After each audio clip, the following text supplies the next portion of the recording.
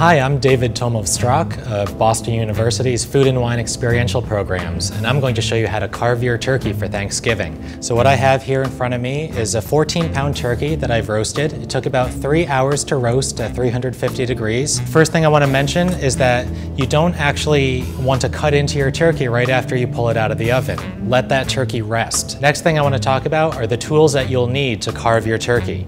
First thing you need is a carving fork. It's going to be great for stabilizing the bird. The next thing you need is a good sharp knife. You can either use a chef's knife like this, or you can use a long thin knife. Today I'm going to be using a chef's knife to do this. I'm first going to pull off the turkey leg. Stick the fork right into the drumstick right behind the bone. And we're gonna slice very gently where the skin is quite taut between the drumstick and the breast. Push the fork in a little bit firmer and pull at the leg a little bit.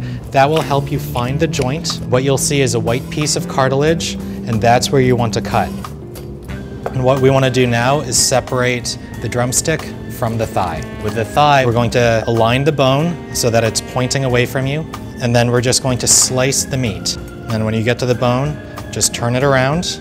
And the thigh meat isn't always going to come off very nicely. It's going to fall into little pieces like that, and that's fine. Just gather that up on your knife and put that right over onto your platter. Next thing you can do is to slice the breast, and you can either keep the breast on the bone, or what you can do is you can take the breast off. First, we're going to start with keeping the breast on the carcass. So you want to take your fork. You can stick it in like that, or you could just push it along the edge. It's mostly just to stabilize the bird, and then you're just going to slice straight down. And then as you get the slices, you can put them right onto your platter. But the problem with that, as you can see right here, it falls apart more easily because you're cutting with the grain, and so you're going to end up with smaller pieces like this. And you'll just keep right on going until you get to the breastbone. And you don't have to worry about going all the way to the bone. That's the meat that you can save for your leftovers for making salad or sandwiches or to use in a soup. Now I'm going to show you the other method of slicing the breast, which is to remove the breast from the carcass. So I'm just going to turn this around.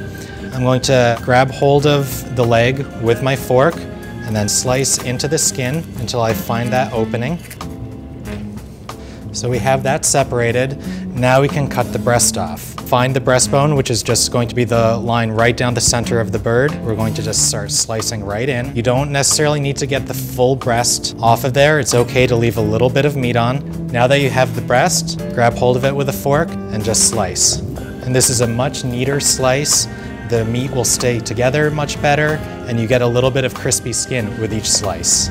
Now that the whole thing is sliced, just slide your knife right underneath the whole breast, put it right on, and then you can fan it out a little bit so that you can see the pieces of meat. So now we have the whole platter of turkey in front of us, and we're ready to serve our Thanksgiving dinner. Enjoy.